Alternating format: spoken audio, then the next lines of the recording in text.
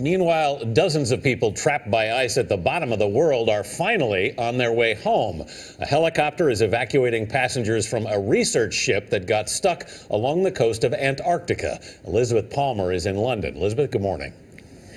Good morning, Anthony. That's right. Those people have been there, stuck in the ice about 100 nautical miles off the coast of the Antarctica since Christmas Eve.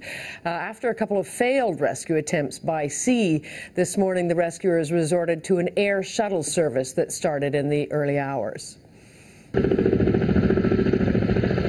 It's 5:30 on the 2nd of January, and we've just heard that the helicopter from the Chinese icebreaker Zhulong is heading over to check out our helipad just behind me.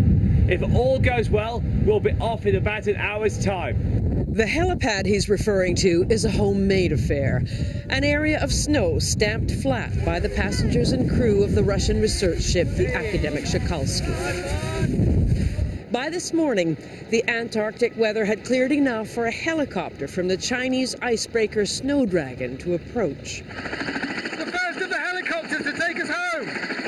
Thanks, everyone! First, though, it had to test the strength of the ice with a gentle, experimental landing.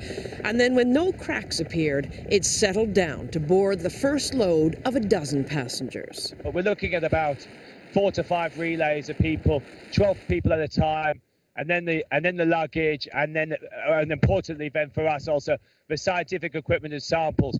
Here's where they headed, to a nearby Australian icebreaker, the Aurora Australis, which on Monday had actually tried to reach the Russian ship, but failed.